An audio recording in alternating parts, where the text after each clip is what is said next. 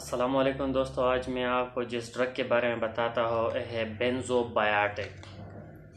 बेंजोबायोटिक एक ड्रग है जो ट्रेड नाम है इसका। इसमें दो किस्म की इंग्रेडिएंट शामिल है, एक है बेंजाथीन पेंसिलिन फेंसिलिन जी। ये ज़ापा कंपनी से ताल्लुक़ रखते हैं पाकिस्तान में बेंजोबायोटिक, और इसकी प्राइस है 30 रुपये, बहुत लो प्राइस की है। हर अच्छे मेडिकल स्टोर में इजीली अवेलेबल है। बहुत इफ़ेक्टिव ड्रग है, बहुत अच्छे काम करते हैं। तो आज मैं आपको बताता हूँ कि बेंजोबायोटिक की इस्तेमाल क्या है, इसकी साइड इफ़ेक्ट, कॉन्ट्राइंडिकेशन और इसके डोज के बारे में मैं आपको बताता हूँ। बेंजोबायोटिक की यूजेस क्या है। बेंजोबायोटिक एक अहम ड्रग है जो दूसरी एंटीबायोटिक काम नहीं करती, तो इसकी काम बहुत इफ़ेक्टिव है। इसकी इस्तेमाल सीवियर टॉन्सिलाइटिस में हम करते हैं। जब दूसरी एंटीबायोटिक फेल हो जाती है तो इसकी काम बहुत अच्छी है। इसकी इस्तेमाल डिफ्थीरिया जो गली की एक ख़तरनाक किस्म की बीमारी है, इसमें बहुत इफ़ेक्टिव है। लंग इन्फेक्शन है, नमूनिया है, गनूरिया है, इसी तरह स्किन इन्फेक्शन है, इसी तरह बहुत से सीवियर इन्फेक्शन है। इसकी काम बहुत इफ़ेक्टिव है। ग्राम पॉजिटिव बैक्टीरिया के ख़िलाफ़ इसकी काम बहुत अच्छा है। बहुत ज़बरदस्त एंटीबायोटिक है। इसके इस्तेमाल बहुत इफ़ेक्टिव है ऐसी बीमारियों में। इसके साइड इफ़ेक्ट को देखा जाए तो इसकी काम जितनी अच्छा है, लो प्राइस की है, अच्छा और अच्छा हर मेडिकल स्टोर में मिल सकते हैं। तो इसी तरह इसके इन्फेक्शन बहुत सीवियर है। इसके रिएक्शन बहुत ख़तरनाक है।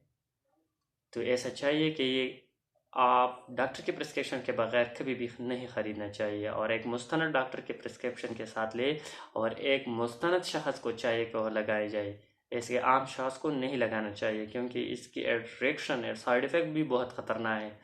एनाफाइलॉक्सिस करते हैं, स्किन रिएक्शन कर सकते हैं, एडिमा, हेमरेज, सोर थ्रोट, ऐसे तरह ड्राइनेस ऑफ माउथ और बहुत से ख़तरनाक किस्म के रिएक्शन हैं ये कर सकती है। इसकी कॉन्ट्राइंडिकेशन को देखा जाए तो बेंजोबायोटिक इस शख्स को नहीं देना चाहिए जो इससे सेंसिटिव हो, हाइपर सेंसिटिव हो। ये इंट्रा मस्कुलर लगाना चाहिए, कभी भी इंट्रावेनियस नहीं लगाना चाहिए, और डीप मसल में लगाना चाहिए।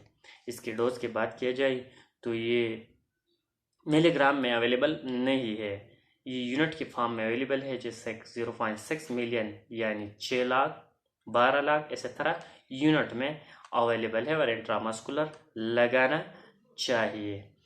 ये बात भी बहुत ज़रूरी है, जब भी आप बेंजोबायोटिक इंजेक्शन लगाए तो लगाने से पहले इस बंदे को टेस्ट डोज देना चाहिए। टेस्ट डोज क्या है, जिस बंदे को आप बेंजोबायोटिक लगाने तो इससे पहले इसकी सेंसिटिवेशन मालूम करना चाहिए, क्या इस बंदे को इससे तो रिएक्शन नहीं कर सकती, इसके सेंसिटिव तो नहीं है। तो इसको मालूम करने के लिए आप इस बंदे की इस जगह पर टेस्ट डोज लगाए जाए। इसी तरह से 0.5 0.2 ml एक सिरिंज में ले और सबक्यूटेनियस इस जगह पर लगाए। जब इस जगह पर आप लगाए तो इस जगह को सर्कल करें और इस टाइम को नोट करें। 15 से 20 मिनट बाद आप ऑब्जर्वेशन करें इस जगह की, या रेडनेस, स्वेलिंग, इचिंग, बर्निंग वगैरह तो महसूस न हो। ऐसे टाइप रिएक्शन अगर महसूस हो तो इस बंदे को ये इंजेक्शन नहीं लगाना चाहिए, क्योंकि इस बंदा इससे सेंसिटिव है। तो टेस्ट डोज इसकी बहुत ज़्यादा अहम है, ज़रूरी है। मैंने पहले बताया कि आप मुस्तनद डॉक्टर के प्रिस्क्रिप्शन के साथ ही ख़रीदें, और एक मुस्तनद शख्स को चाहिए को लगाई जाए, टेस्ट डोज दिया जाए बंदे को। इसके बाद उसको मालूम हो जाए कि इस बंदे से इसको सेंसिटिव है या नहीं। ये पाउडर के फॉर्म में अवेलेबल है, और इसके साथ एक स्टेराइल वाटर है। इस वाटर में ये डाइल्यूट करें। अगर जब ये डाइल्यूट हो जाए तो डाइल्यूट होने के बाद आप इंट्रामस्कुलर ये इंजेक्शन आफ्टर टेस्ट डोज लगाए जाए। ये है जो चीज़ें बारी मैंने आपके साथ शेयर किया बेंजोबायोटिक के बारे में। अगर इसी तरह मालूमाती वीडियो आप हासिल करना चाहिए तो इन्फॉर्मेशन चैनल को सब्सक्राइब कीजिए। Thank you for watching.